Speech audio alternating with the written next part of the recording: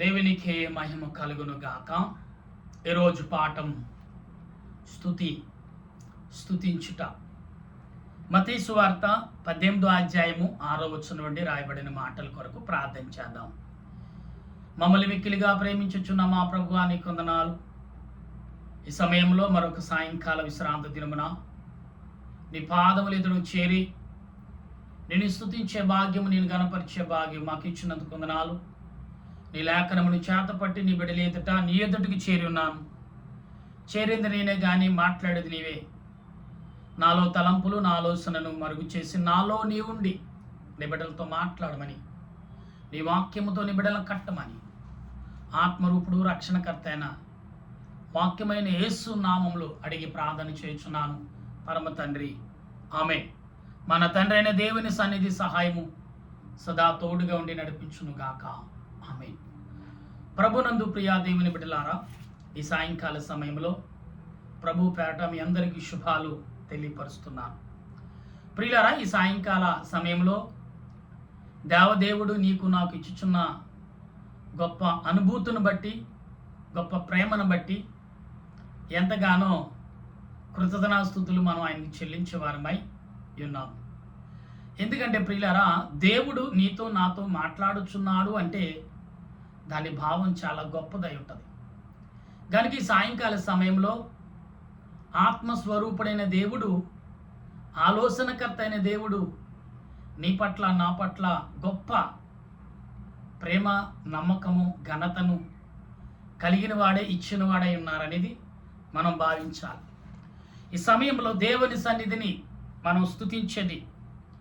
ఎందుకంటే స్తుతి అనేది దేని కొరకు? నిమిత్తం, మనస్సాక్షి కొరకు, నిమ్మదనము కొరకు, ప్రశాంతత కొరకు.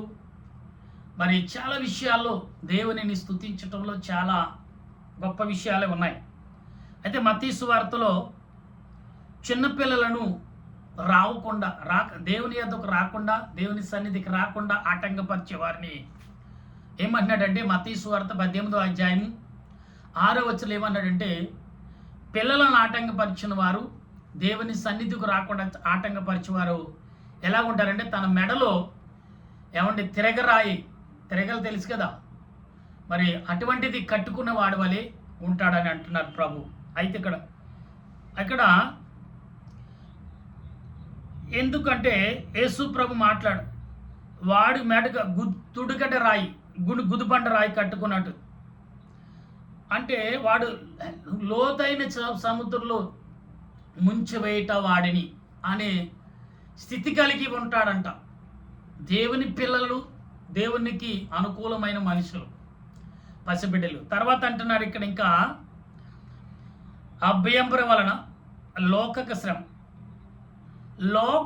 అభ్యంతరం వలన లోకానికి శ్రమ, అభ్యంతరం రాక మానవు కానీ ఎవరి వల్ల అభ్యంతరం వచ్చునో ఆ మనుషునికి శ్రమ. అంటే ఇవాళ లోకానికి శ్రమ ఎవరి వల్ల వస్తుందంటే మనిషి వల్ల వస్తుంది. ఆ మనిషి ఏ మనిషినైతే అభ్యంతరపరుస్తూ శ్రమ పెడుతున్నాడో ఆ మనిషికి శ్రమ అంటున్నాడు. ఇవాళ చాలా రకాల మనుషులు, పేరు కొరకు కొందరు, మరొకడు కొరకు కొందరు చాలా రకాలుగా మరి విశేష పద్ధతులు కలిగి మనుషులుగా ప్రవర్తిస్తున్నారు. ప్రియులారా, ఒక్క విషయం మీరు అర్థం చేసుకోవాలి ఇక్కడ. ఎందుకు అంటే, దేవుడు నీతో నాతో మాట్లాడుచున్నాడు అంటే దాని అర్థము, దాని భావము ఎంత లోతుగా ఉంటుందో ఒకసారి మీరు గమనించండి.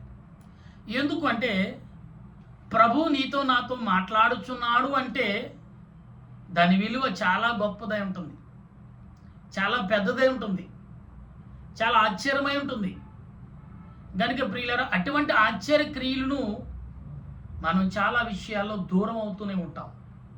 అయితే దేవుడు అంటున్నాడు, నేనే మార్గం, నేనే సత్యం, నేనే జీవం అన్నాడు. అయితే ఈ క్రియలలో పరిశుద్ధాత్మ దేవుడు ఏ రకమైన క్రియలు మనం కలిగి ఉన్నామో, ఏ రకమైన అనుభూతులు మనం కలిగి ఉంటున్నామో అటు అనుభూతిని మన దేవదేవుడు మనకు అందించేవారుగా ఉన్నారనేది మనం గమనించాలి. ప్రియులారా, ఈ సాయంకాల సమయంలో దేవుడు నీ ఎడల నా ఎడల చూపుచున్న గొప్ప క్రియ పట్ల ఆ అనుభూతి ఏదైతే ఉందో చాలా విలువైనది, చాలా గొప్పది కూడా. కనుక ఈ సాయంకాల సమయంలో ఆత్మస్వరూపుడైన దేవుడు, ఆత్మరూపుడైన తండ్రి ఈ సాయంకాల సమయంలో నీ పట్ల నా పట్ల చూపుచున్న విధానం ఏదైతే ఉందో అది ఆత్మీయ ఆశ్చర్య కలిగిన మాటలుగా మనం భావించాలి. కనుక ఈ సాయంకాల సమయంలో దేవుడు నీ పట్ల నా పట్ల చూపుచున్న క్రియను, నీ పట్ల నా పట్ల చూపుచున్న దయను, దయాభావమును మనం కలిగి ఉంటే చాలా గొప్పది.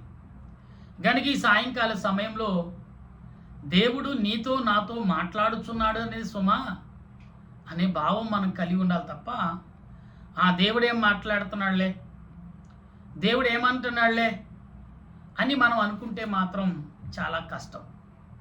కనుక ప్రియులారా, ఈ సాయంకాల సమయంలో దేవుడు నీ పట్ల నా పట్ల చూపుచున్న గొప్ప క్రియ ఏదైతే ఉందో అది మాత్రం దేవుని ఎడల మనం కలిగి ఉండాలి. అందుకనే ఇక్కడ అంటున్నాడు, లోకములో అంటే దేవుని పట్ల ఆటంకపరిచే వరకును, దేవుని పట్ల శోధన కల్పించే వారి కొరకును, లోకములో మనశ్శాంతి లేకుండా ప్రశాంతత లేకుండా చేసే వరకు శ్రమ అంటున్నాడు దేవుడు.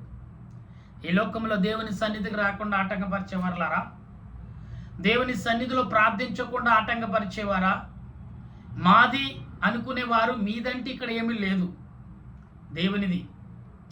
భూమి ఎక్కడక్కడే ఉంటుంది. ఇది నాది అని కొట్టుకునే మనుషులారా, ఇది నాది అని పాకులాడుచున్న ప్రజలారా, దేవుడు అంటున్నాడు, నేనే మార్గం, నేనే సత్యం, నా ద్వారా తప్ప మరొకరి రీతిగా నువ్వు ప్రవేశించలేవనేది ప్రభు ఉద్దేశం.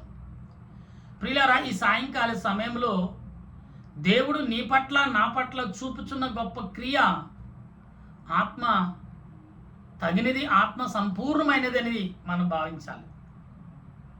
కనుక ఈ సాయంకాల సమయంలో దేవుడు నీ పట్ల నా పట్ల చూపుచున్న గొప్ప క్రియ ఏదైతే ఉందో అది ఆత్మ తలంపులు కలిగి, ఆత్మ ఉద్దేశాలు కలిగి, ఆత్మ నడిపింపు కలిగి ఉన్నదని మనం భావించాలి.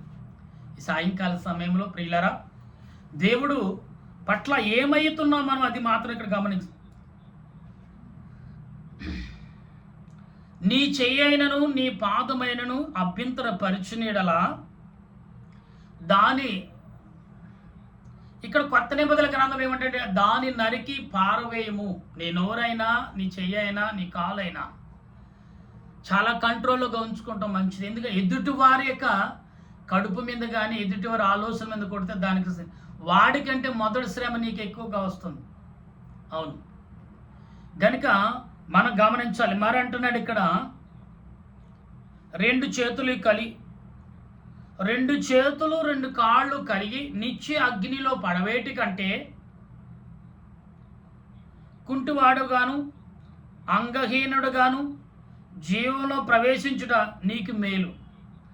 చూసారండి, ఇక్కడ ఏమన్నాడు? కుంటివాడిగైనను అంగహీనుడిగైనను అవయవాలు సరిగ్గా లేనివాడిగా పరలోక రాజ్యంలో ప్రవేశించుట మేలు అంటున్నాడు.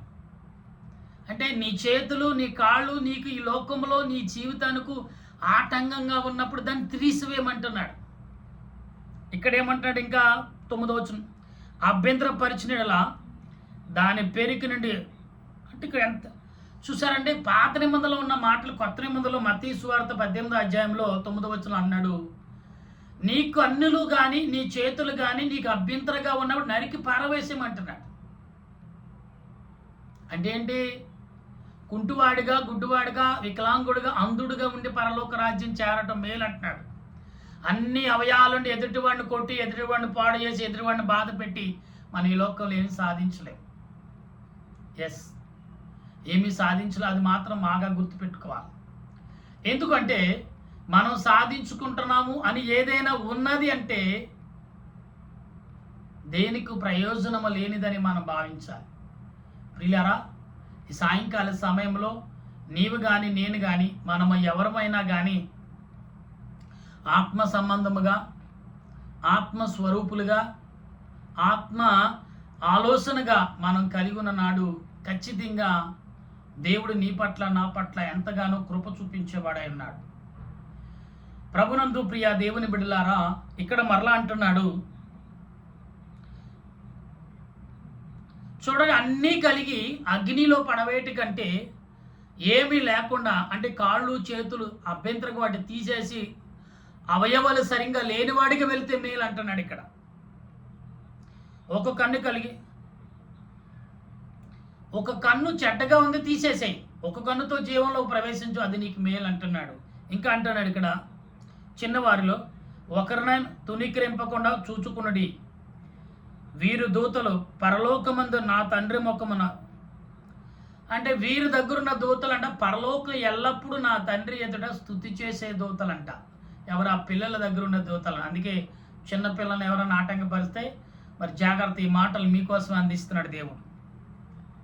ఇందురని మీతో చెప్పుచున్నాను, మీకు ఏమి తోచునో ఒక మనిషినికి 100 గొర్రెలు ఒకటి తప్పి, అంటే ఒక మనిషికి 100 గొర్రెలు ఉండగా ఒకటి తప్పుకుపోయినా 100 గొర్రెలను విడిచిపెట్టి ఒకటి కోసం పరిగెడతాడా? అయితే ఒకటి పోదిలేగా 99 గొర్రెలని పరిగెడతాడా? అంటే ఇక్కడ ఏమంటున్నాడు,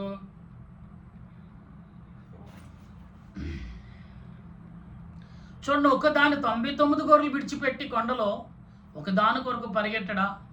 అవునండి. ఈ రోజున ఆత్మస్వరూపుడైన దేవుని కొరకు, ఆత్మ తండ్రి అయిన దేవుని నిమిత్తము నీవే రకంగా ఉన్నావు? ఏ రకమైన ప్రార్థన మనం చేస్తున్నాం? ఏ రకమైన విజ్ఞాపన మనం కలుగున్నాం? నా ప్రియమైన దేవుని సంగమా, దేవుని బిడ్డలారా, ఈ సాయంకాల సమయంలో దేవుని సన్నిధిలోకి చేరుట మేలు. దేవుని సన్నిధి ఈ మత్తయి సువార్తలో కనబడుతున్న ఈ మాటలు ఇంకా లోతుగా మనం చదువుతున్నప్పుడు, ఈ మత్తయి సువార్తలోనే ఇంకా మనం లోతుగా ప్రవేశించినప్పుడు ప్రియులరా, ఇక్కడ చాలా విషయాలు ఉన్నాయి. ఇక్కడ చాలా గొప్పగా కనబడుతున్నాయి. ఎందుకు దేవుడు ఈ మాటలగా ఏలయనగా 2-3 నా నామన కూడి ఉందురో అక్కడ నేను వారి మధ్యన ఉందునని చెప్పును. 20 వచనంలో 18-20 వచనంలో దేవుని సన్నిధిలో మనం ఉంటాం. 2-3 కూడి ఎక్కడ నా నామాన్ని బట్టి మీరు కూడి ఉందరో అక్కడ నేను ఉంటానని ప్రభు చెప్తున్నాడు. ప్రియులరా, మీరు గమనించండి ఒకసారి, దేవుడు నీ పట్ల నా పట్ల చూపుచున్న ఈ క్రియ దేవుని సన్నిధిలో ఉండమని చెప్తున్నాడు. శోధన వచ్చిందా, వేదన వచ్చిందా, కుటుంబంగా బాధ అనిపిస్తుందా, ఇబ్బందులు వచ్చినాయి, ఏదొచ్చినా కానీ ఏం చేయాలంట? దేవుని సన్నిధిలో విజ్ఞాపనం చేయాలంట, దేవుని సన్నిధిలో స్తుతించాలంట, దేవుని సన్నిధిలో ఆరాధించాలంట, దేవుని సన్నిధిలో ప్రార్థించాలంట. ప్రభు చెప్తున్న మాటలు. ప్రియులారా, ఈ సాయంకాల సమయంలో మీరు కానీ నేను కానీ మనం అందరము కూడా ఆత్మ సంబంధులుగా ఉన్నామా? ఆత్మ రూపులుగా మనం ఉన్నామా? ఆత్మ సన్నిధిని కలిగి మనం ప్రార్థిస్తున్నామో లేదో ఒక్కసారి ఎవరి మట్టుకు వారు ఆలోచించుకోవాలి. ఎందుకంటే ప్రభు నీతోటే మాట్లాడుచున్నాడు అనే భావం మాత్రం మర్చిపోవద్దు. ఎస్, మీతోటే మాట్లాడుతున్నాడు ప్రభు, మనతోటే మాట్లాడుతున్నాడు ప్రభు. కనుక ఈ సాయంకాల సమయంలో వింటున్న మీరు, నేను, మనమందరము కూడా దేవుని సన్నిధిలో ఉన్నాము, దేవుని సన్నిధిలో ప్రార్థన. అందుకనే ఒక కన్ను కానీ, ఒక చెయ్యి కానీ, ఒక కాలు కానీ ఎవరిని అభ్యంతరపరచున దాన్ని నరికేసుకోమంటున్నాడు. అవుటువాడిగా ఉండి పరలోక రాజ్యం చేరటం మేలు కానీ, మోసం చేసి ఎదురువాడిని బాధ పెట్టి అన్ని అవయవాలతో నరకానికి వెళ్ళటం మేలు కాదు అని ప్రభు చెప్తున్న మాటలు. ప్రియులారా, ఇంకా అంటున్నాడు ఇక్కడ, ఆ సమయం పేతురు ఆయన యొద్దకు వచ్చి, ప్రభువా నా సహోదరుడు, ఇక్కడ ఏమంటున్నాడు? ప్రభువా నా సహోదరుడు నా ఎడల తప్పు చేసిన ఎడల ఎన్ని మార్లు క్షమించవలను అనే మాటను చూస్తే ఇక్కడ ఏమంటున్నాడు ప్రభు అన్న? ఎన్ని మార్లు క్షమించవలను? 7 మార్లా? 7 మార్లు మట్టుగా అని అడిగాను. అందుకు యేసు అతనితో ఇట్లను, 7 మట్లు కాదే 77 మార్లు. చూసారు, 7 మార్లు మట్టి కాదు నువ్వు క్షమించవద్దు, 77 మార్లు అంటున్నాడు. తెలియని సమయం క్షమించటం. నువ్వు నిజంగా దేవుని సన్నిధిలో ప్రార్థన చేస్తే, దేవుని విజ్ఞాపన కలిగి ఉంటే నీ కన్ను నీ ఏది కూడా పొరపాటు అవ్వదు. అన్నీ సక్రంగా సంతోషంగా పనిచేస్తాయి. దేవుని ఎడల విశ్వాసము నమ్మకము కలిగి ప్రార్థన చేయండి ప్రియులారా. అప్పుడే దేవుని సన్నిధిలో విజ్ఞాపన కలిగి నువ్వు ప్రార్థన చేస్తావు. విజ్ఞాపన కలిగి నువ్వు స్తుతిస్తావు. విజ్ఞాపనతో ఆయన సన్నిధిలో ప్రార్థన నడిపింపు కలిగి ఉంటావు. విజ్ఞాపన అనే ఆలోచనలో నువ్వు ఆయన సన్నిధిలో నిలుకొలుపుకుంటావు. కనుక సాయంకాల సమయంలో ప్రభు నీతో మాట్లాడుచున్నాడు. ఆ సంగతి మీకు తెలుసా? ప్రభు నీతోటే మాట్లాడుతున్నాడు, ఆ విషయం నీకు తెలుసా? ప్రభు నిన్నునే పలకరిస్తున్నాడు అన్న విషయం నీకు తెలుసా? ప్రభు నీ ఎద్దకు వచ్చి కుమార్తె కుమారుడని నీ ఆ స్వరం నీకు వినపడుతుందని నీకు తెలుసా? వినపడితే ఖచ్చితంగా దేవుని సన్నిధిలో ప్రార్థన చేయాలి. వినపడితే ఖచ్చితంగా దేవుని సన్నిధిలో విజ్ఞాపన చేయాలి. వినపడితే ఖచ్చితంగా దేవుని సన్నిధిలో నువ్వు ప్రార్థన కలిగి ఉండాలి. దేవుడు నీతోటే మాట్లాడుచున్నాడు. ఆయన నీతోటే కుమారుడా కుమార్తె. పేతురుతో అంటున్నాడు, ప్రభువా నా సహోదరుడు పొరపాటు చేస్తే ఎన్ని మార్లు క్షమించాలి? 7 మార్లు మట్టుగా. ఎన్ని మార్లు క్షమించాలి కాదు, 7 మార్లు కాదు, 77 మార్లు అన్నాడు. 77 సార్లు, 70 ఏళ్ల సార్లు, వేల సార్లు అంటే మనం గమనించాలి ఒకసారి. ప్రియులారా, దేవుడు నీ పట్ల నా పట్ల చూపుచున్న క్రియ, నీ పట్ల నా పట్ల చూపుచున్న ప్రేమ, నీ పట్ల నా పట్ల చూపుచున్న దయ, జాలి ఎటువంటిదంటే చాలా గొప్పది. అందుకనే దేవుని సన్నిధిలో ప్రార్థన చేయాలి. దేవుని సన్నిధిలో విజ్ఞాపన కలిగి ఉండాలి. దేవుని సన్నిధిలో ప్రార్థన చేసినప్పుడు, దేవుని సన్నిధిలో విజ్ఞాపన చేసినప్పుడు ఆ విజ్ఞాపన ఖచ్చితంగా దొరుకుతుంది. కనుక అందుకే సాయంకాలం పూట మీ అందరికి నేను ఒకటే చెప్పేది, దేవుని సన్నిధిలోకి వెళ్ళే 2-3 ఉన్న చోట మీరు విజ్ఞాపన చేస్తున్నారా, ప్రార్థన చేస్తున్నారా, మాట్లాడి ఎక్కడున్నా సరే 2-3 ఉన్న చోట నేను ఉంటానండి. ఏం మాట్లాడుకున్నా ప్రభు వింటాడని మాత్రం మర్చిపోద్దు. ఎస్, ఓ నీ సహోదరుడు పేతురాడితే ఆ సహోదరుడు పొరపాటు చేసాడు, నేను క్షమించాలా? క్షమింతే ఎన్ని మార్లు క్షమించాలి? ప్రభు అన్నారు 77 మార్లు సార్. 70 ఏళ్ళ వేలంటే 1000, 77 సార్లు. 70 ఏళ్ళ అంటే మాట్లాడండి, అసలే క్షమించడానికి రోజులు సరిపోవు. అటువంటి సమయంలో వెంటనే తొలికరించేస్తావు. నీ చెయ్య పని చేసినా నీ నరికేమంటాడు.